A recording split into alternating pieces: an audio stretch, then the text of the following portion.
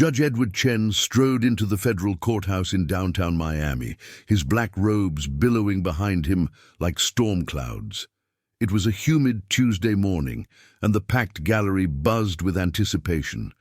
Journalists jostled for the best. Vantage points, balancing laptops on their knees and clutching notepads. The hearing had captured national attention, not just for the high-profile corruption case on the docket, but because Florida's former Attorney General, Pam Bondi, was facing off against Chen, a man whose reputation for ruthlessness was well known. Chen entered the courtroom at precisely 9 a.m., his posture rigid with the arrogance of someone convinced of his own untouchability. His wire-rimmed glasses perched on a hawkish nose, his thin lips drawn tight in permanent disapproval. "All rise!" The bailiff's voice rang out, and the room fell silent. Pam Bondi, immaculate in a tailored navy suit, approached the podium, her blonde hair framing an impassive face. Before she could speak, Chen's voice sliced through the silence like a scythe. "Ms. Bondi, I see you're representing the defense today. I must say, I'm surprised you've taken on such a complex case given your record." His tone turned her title into an insult. Bondi's expression didn't waver. "Good morning, Your Honor. Yes, I am lead counsel for the defense." Chen rifled through the papers on his bench, not bothering to look up. "Let's hope you're more prepared than during your last appearance in my courtroom. We wouldn't want another embarrassing performance." A ripple of tension passed through the gallery. Everyone knew of Bondi's last case with Chen. How he'd interrupted her constantly and denied nearly every motion she filed. What they didn't know was that she had spent the past 6 months preparing for this moment. "I assure you, Your Honor, I am fully prepared," she replied, her southern accent slightly more pronounced, a subtle sign to those who knew her that she was carefully controlling her temper. For the next 40 minutes, Chen maintained his hostile demeanor, questioning Bondi's every statement with thinly veiled contempt. He allowed the prosecution considerable latitude while cutting off Bondi's responses at every opportunity. Each time she began to build momentum, he found a way to dismiss her points. Seasoned court reporters exchanged glances. Chen's behavior had crossed the line from merely stern to openly unprofessional. Jurors shifted uncomfortably, noticing the stark disparity in how each side was treated. Through it all, Bondi remained composed. While a lesser attorney might have crumbled, she responded to every insult with respectful but firm replies. Those closest to her noticed her deliberate, measured notes on a yellow legal pad. No frantic scribbles, just calm documentation.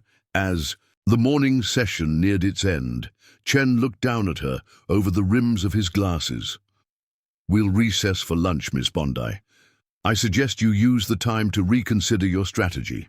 At this rate, your client might want to explore a plea deal." Members of the prosecution team smirked. Bondi calmly gathered her materials. "Thank you, Your Honor," she said, her voice ringing clearly through the room. "I look forward to continuing after the recess." As Chen rose, he didn't notice Bondi's co-counsel sliding a thick manila folder onto their table, stamped with federal markings, something that hadn't been there earlier. Nor did he see the tall, stern-faced woman in the back row, a Department of Justice badge hanging from a lanyard around her neck. The storm was coming, but in his arrogance, Judge Edward Chen couldn't see the gathering clouds. "Attention to the supplementary brief we filed. Page 17 outlines the distinction between Harrison versus Miller and the case you may be referring to," Bondi said. Chen waved his hand dismissively. "Miss Bondi, I've been on the bench for 22 years.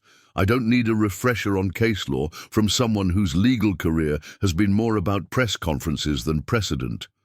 This time, the mockery crossed a line so blatant that even some members of the prosecution team looked uncomfortable. A Department of Justice observer in the back row was now taking notes with focused intensity. Throughout the brutal exchange, Bondi maintained a calm demeanor, a stark contrast to Chen's increasingly unprofessional behavior.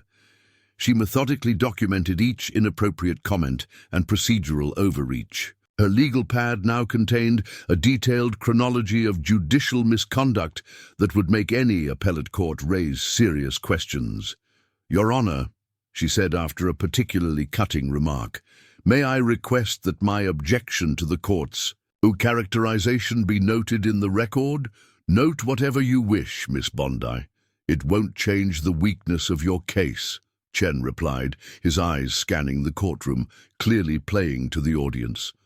"In my experience, when attorneys start objecting to the court's tone, it usually means they've run out of substantive arguments, more smirks, more sidelong glances." But now there was something else in the room, a shifting current of sympathy toward Bondi and growing discomfort with Chen's behavior.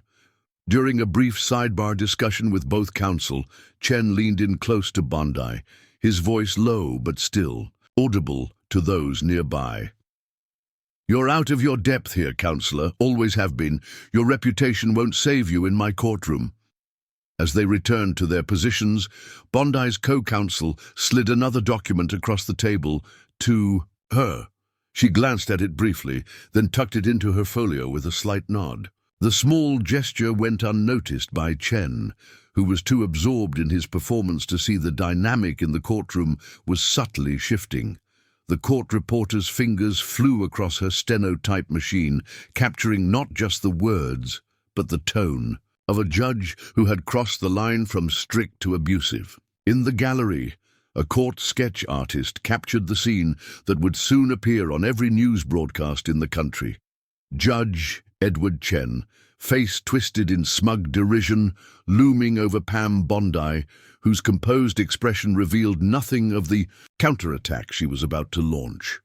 3 hours into the afternoon session, Judge Chen's mockery had become almost routine. Each time Bondi attempted to present her defense, he found a new way to undermine her. The pattern had become so predictable that a palpable weariness had settled over the courtroom, until Bondi finally rose to formally present her defense's opening arguments.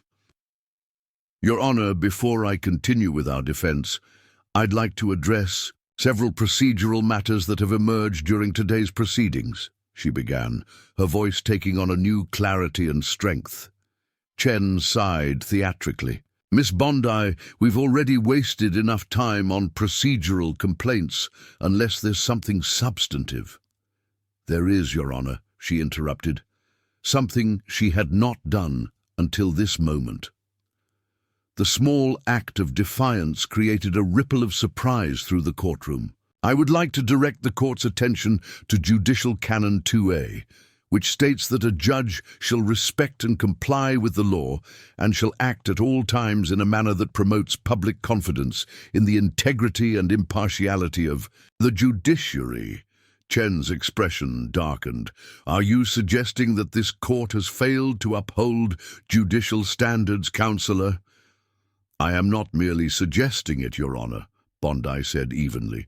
"I am formally entering into the record-documented evidence." The prosecution team exchanged alarmed glances. This was clearly news to them. "And what specifically did this surveillance reveal regarding the current case?" Bondi asked. Rivera removed a document from his portfolio. "We have documented 7 separate meetings between Judge Chen and Maxwell Harrington, the CEO of Gulfstream Industries, the primary beneficiary should the defendant in this case be convicted." Bondi approached the evidence cart and removed a thick binder. "Your Honor, I'm entering into evidence transcripts of recorded conversations between you and Mr. Harrington in which you discuss, and I quote, ensuring the right outcome in this trial." She distributed copies to the clerk, and to the prosecution, and placed one directly before the judge himself. Chen's face had gone from pale to ashen as he stared at the transcripts before him.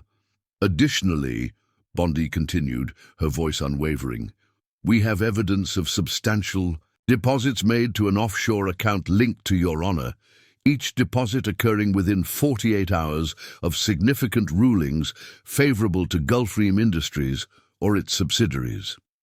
The lead prosecutor stood abruptly. Your Honor, the government had no knowledge of these allegations. We request an immediate sidebar.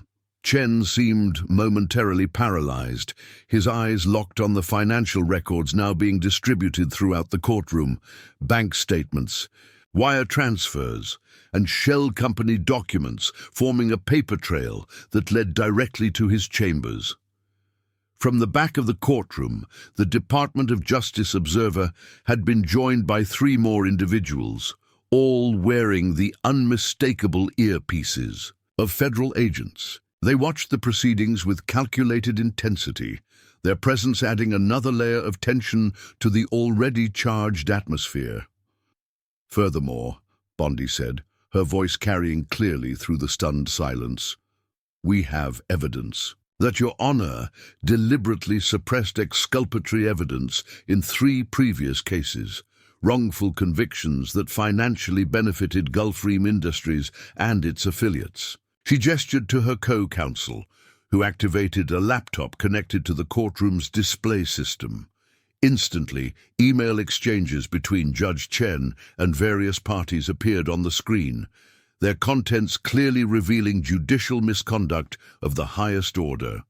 These communications were obtained through legal federal warrants as part of an ongoing corruption investigation, Bondi explained, addressing not just the court, but also the reporters frantically taking notes in the gallery. The jurors, who had been watching with growing disbelief, now stared openly at Judge Chen. One older woman in the jury box slowly shook her head, her expression a mixture of disgust and disappointment. Chen finally found his voice, though it had lost all its previous authority. This is outrageous, he stammered. These allegations are completely documented, verified, and corroborated by multiple sources, Bondi finished for him. And there's more, Your Honor. She nodded to Agent Rivera, who produced a sealed envelope and handed it to the court clerk. This contains a formal request from the Department of Justice for an emergency suspension of these proceedings, pending a full investigation into judicial misconduct, Bondi continued. As the clerk delivered the envelope to Judge Chen, his hands visibly trembled. The courtroom, packed to capacity, held its collective breath as the carefully constructed facade of judicial propriety crumbled before their eyes. Judge Chen fumbled with the Department of Justice envelope, his fingers clumsy as he tore it open. The courtroom remained in a state of suspended animation. No one moved, few even seemed to breathe, as the judge scanned the document. His face, previously ashen, now flushed with a mottled crimson that crept up from his collar. This is procedurally irregular, he stammered, reaching for the gavel as if its familiar weight might anchor him. These allegations should have been filed through proper channels, not sprung in open court as some sort of publicity stunt. Pam Bondi remained standing, her posture relaxed but alert. Your Honor, we attempted to address these concerns through proper channels 3 times over the past 4 months. Each filing mysteriously disappeared from the record. After the 3rd attempt, we were left with no choice but to present our evidence in open court, where it could be properly documented. She gestured toward the court reporter, whose fingers continued their relentless documentation of every word. For the record, copies of our previous filings, along with delivery confirmations, are included in Evidence Package B. The lead prosecutor, a veteran litigator named James Moretti, rose to his feet. Your Honor, in light of these serious allegations, the prosecution requests a recess to confer with the Department of Justice representatives present in the courtroom. Chen's eyes darted to the back of the room, where Bondi's voice cut through the tense silence. We've documented numerous instances of judicial misconduct that directly impact these proceedings, she said. Her voice remained measured, but there was an unmistakable steel beneath her words. She motioned to her co-counsel, who approached. The bench with a thick binder, This contains a chronological account of today's proceedings, annotated with the relevant judicial canons that we believe have been violated, Bondi said. A hush fell over the courtroom. Even the most seasoned reporters straightened in their seats. Additionally, Bondi continued, I'd like to draw attention to certain inconsistencies in Your Honor's handling of this case compared to similar matters before this court. She began methodically outlining the disparities in Chen's rulings, cases where he had allowed the very same arguments she was presenting, but only when they came from other attorneys. With each example, she cited case numbers, dates, and specific rulings, demonstrating a pattern that went beyond mere strictness into the territory of clear bias. The color gradually drained from Chen's face as he realized Bondi had been documenting his behavior, not just today, but over months of preparation. Her research team had compiled a damning record of inconsistent rulings that suggested his hostility toward Bondi was personal rather than procedural. Miss Bondi, he said, attempting to regain control, this court will not entertain unfounded accusations. These accusations are not unfounded, Your Honor, she interrupted, sliding another document toward the clerk. This is a formal motion for your recusal from this case based on demonstrated bias. Under 28 U.S.C. paragraph 455, a judge must disqualify himself in any proceeding where his impartiality might reasonably be questioned. The Department of Justice observer had moved closer, now standing at the back of the courtroom with an unobstructed view of the proceedings. Several jurors watched Chen's reaction with undisguised interest. Furthermore, Bondi continued, her rhythm unbroken, we have reason to believe that Your Honor's impartiality in this specific case has been compromised by factors beyond the courtroom. She nodded to her associate, who distributed sealed envelopes to the court clerk, the prosecution, and the judicial assistant. These documents contain information regarding communications between Your Honor and parties with direct interests in the outcome of this case, communications that were not disclosed as required by law. Bondi stated, for the first time that day, Judge Chen seemed genuinely rattled. He reached for his water glass but found his hand was not quite steady. This is highly irregular, Miss Bondi, he said, his voice missing its earlier authority. Indeed, it is, Your Honor, she replied evenly. Almost as irregular as a federal judge meeting privately with witnesses scheduled to testify for the prosecution. A collective gasp rippled through the courtroom. The prosecutor stood, his face a mask of confusion. Your Honor, we have no knowledge of any such. The court reporter's fingers froze above her machine for a brief moment before resuming their work with renewed intensity. The quiet tapping of her keys was now the loudest sound in a courtroom. Holding its collective breath, Judge Chen's eyes darted toward the exit, then back to Bondi, who stood calmly, waiting for his response. The power dynamic that had defined the day had shifted completely, and everyone in the room could feel it. This court will take a 15-minute recess, Chen announced abruptly, his voice strained. Miss Bondi, I expect full documentation of these serious allegations when we reconvene. When Judge Chen returned from the recess, the transformation was visible. His earlier swagger had vanished, replaced by a tight-lipped formality that fooled no one. The gallery had swelled even further during the break, as word spread through the courthouse that something unprecedented was unfolding in Courtroom 4B. Miss Bondi, you may present your evidence regarding these allegations, Chen said, his voice carefully controlled. Bondi approached the bench, accompanied by her co-counsel, who wheeled a small cart bearing 3 large evidence boxes. Thank you, Your Honor. With the court's permission, I'd like to call as a witness Special Agent Marcus Rivera of the FBI's Public Corruption Unit. A murmur swept through the courtroom as a man in a crisp dark suit rose from the back row and made his way to the witness stand. After being sworn in, Agent Rivera identified himself for the record. Agent Rivera, Bondi began, could you please inform the court about Investigation 23J-C789, particularly as it relates to these proceedings? Rivera nodded, his expression grave. For the past 11 months, the FBI has been investigating a pattern of judicial corruption within this district. As part of that investigation, we obtained warranted surveillance of communications between Judge Edward Chen and several individuals with financial interests in cases before his court. Federal agents had now grown to 5. They made no move toward him, but their presence was an unspoken threat, the machinery of justice turning its attention from the case at hand to the judge himself. "I will consider these allegations," Chen said, his voice regaining some of its former authority through sheer force of will. "But I remind everyone present that accusations are not proof, and I categorically deny any suggestion of impropriety." Bondi tilted her head slightly.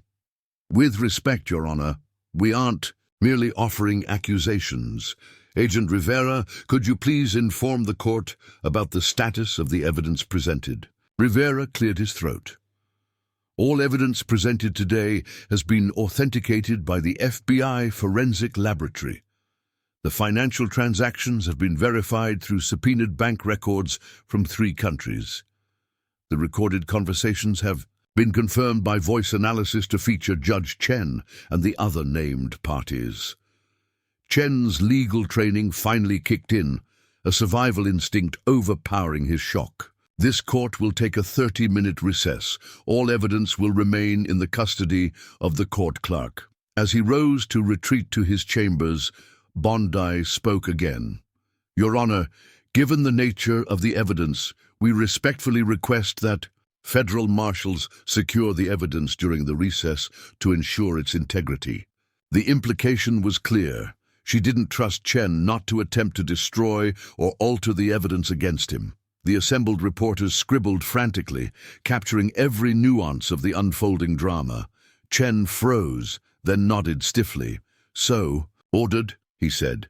As he disappeared through the door to his chambers, the courtroom erupted into a buzz of whispered conversations. Bondi's legal team huddled together, their expressions serious, but with an undercurrent of carefully restrained triumph.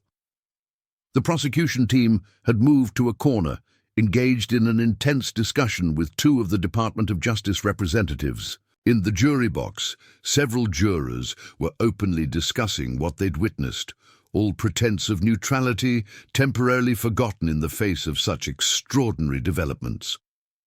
One elderly juror caught Bondi's eye and gave her a slight nod of approval. Inside his chambers, Chen paced frantically, occasionally glancing at the phone as if debating whether to make a call. His judicial assistant knocked tentatively. "Judge Chen, there are 2 FBI agents here who wish to speak with you." Chen's shoulders sagged.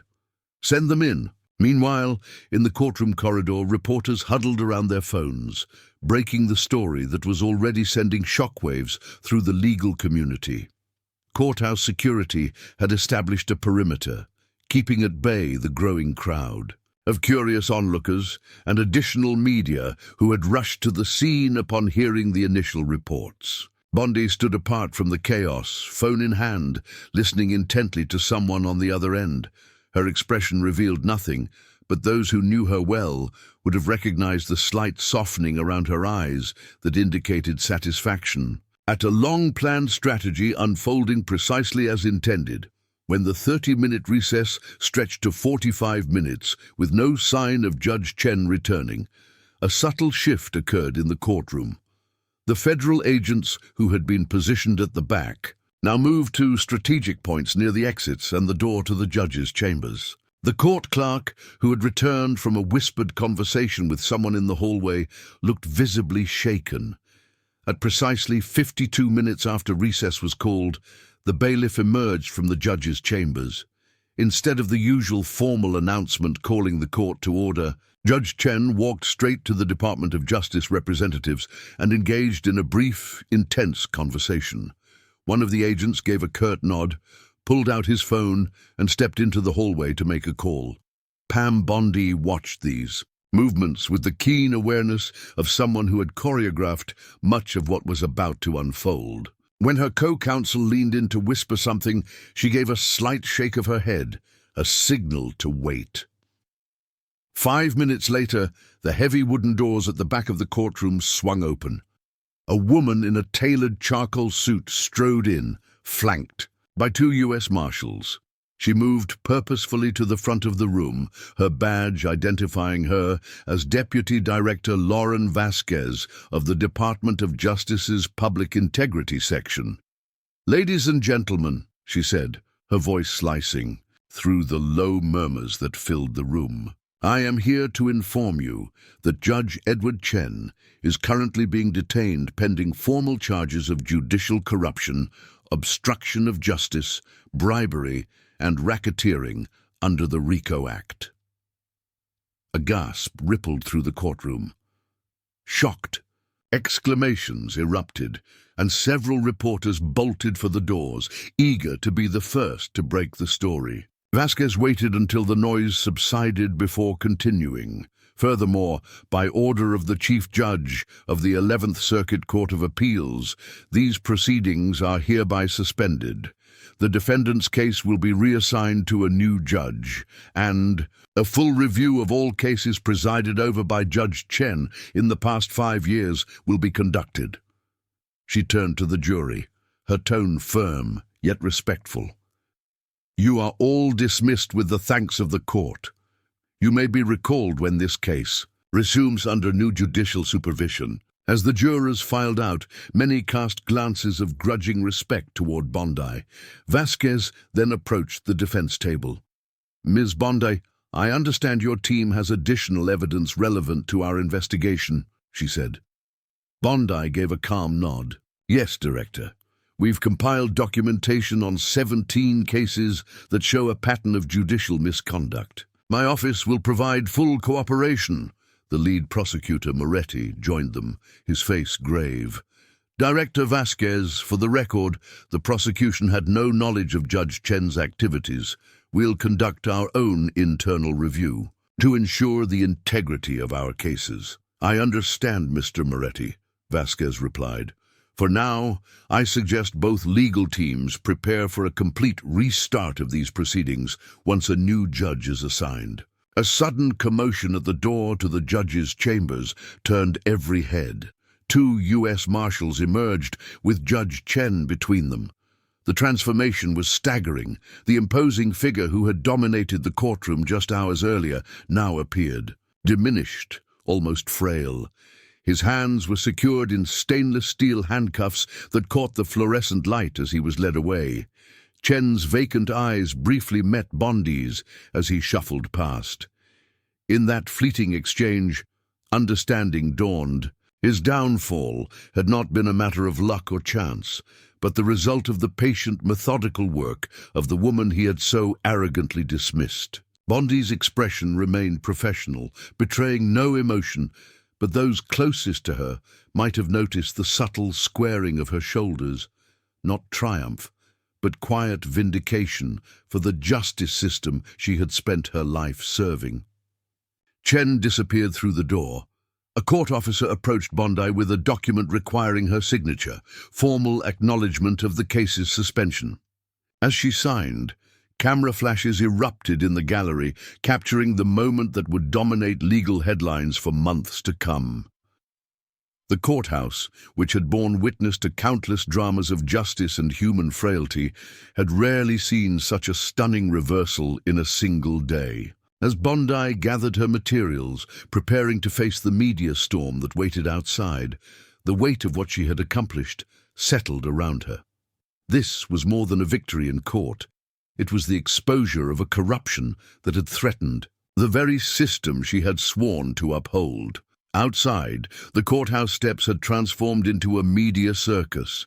News vans lined the street, their satellite dishes extended toward the sky like mechanical flowers. Reporters jostled for position, microphones extended, cameras trained on the courthouse door, ready for the day's defining image. They didn't have to wait long. 20 minutes after the proceedings were suspended, the side door opened.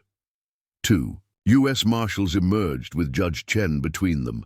In the harsh Florida sunlight, the handcuffs binding his wrists gleamed, throwing tiny rainbow prisms across the white stone steps. Chen's face was a study in disbelief, the expression of a man whose world had imploded in a few short hours. His normally immaculate appearance was in disarray, his tie hung askew, and a thin sheen of sweat glistened on his forehead, despite the courthouse's air conditioning. The marshals guided him firmly toward a waiting black SUV, navigating through the shouted questions and camera flashes. "Judge Chen, do you have any response to the corruption charges? Were you working alone? Are other judges involved? Did you target Pam Bondi specifically? Was it personal?" But Chen kept his head down, offering no response to the barrage. The man who had begun the day publicly humiliating an attorney now couldn't summon the courage to meet the public's gaze.